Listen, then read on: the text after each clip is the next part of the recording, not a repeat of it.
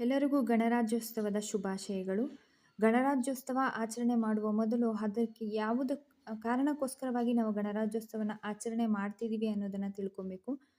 ನಮ್ಮ ದೇಶ ಬ್ರಿಟಿಷರ ಅಧೀನದಿಂದ ಸ್ವಾತಂತ್ರ್ಯಗೊಂಡು 1947 ಆಗಸ್ಟ್ 15ರಂದು. ಆ ಒಂದು ಸಂದರ್ಭದಲ್ಲಿ ನಮಗೆ ನಮ್ಮದೇ ಆದಂತಹ ಸುಸೂತ್ರವಾದಂತಹ ಒಂದು ಸಂವಿಧಾನ ಇರಲಿಲ್ಲ.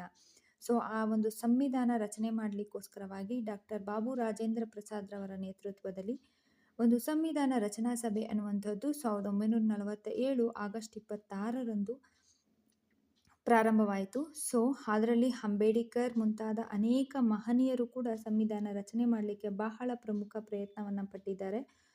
ತದನಂತರ ಅವರು ಜನವರಿ 26, 1950ರಂದು ನಮ್ಮ ಒಂದು ಸಂವಿಧಾನವನ್ನು ಅಂಗೀಕರಿಸಲಾಯಿತು.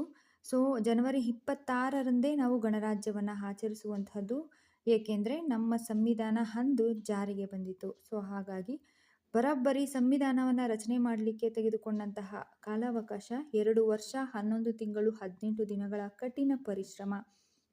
ಸಂದರ್ಭದಲ್ಲಿ ಪ್ರತಿಯೊಬ್ಬ ಭಾರತೀಯ ಜಾತಿ, ಮತ, ಧರ್ಮ ಇವೆಲ್ಲವನ್ನ ಬದಿಗೊತ್ತಿ ನಮ್ಮ ದೇಶಕ್ಕೋಸ್ಕರ ಹೋರಾಡಿದಂತಹ ಮಹನೀಯರಿಗೆ ಮತ್ತು ಮಹಿಳೆಯರಿಗೆ ನಾವು ಗೌರವವನ್ನು ಸಲ್ಲಿಸುತ್ತಾ, ನಮ್ಮ ಸಂವಿಧಾನವನ್ನು ನಾವು ಮತ್ತಷ್ಟು ಗೌರವಿಸುತ್ತಾ ಅದರಲ್ಲಿರುವಂತಹ ಒಂದು ನಿಯಮಗಳನ್ನು ಪಾಲನೆಯನ್ನು ಮಾಡಬೇಕು ಅನ್ನುವಂಥದ್ದು ನನ್ನ ಒಂದು ಉದ್ದೇಶ.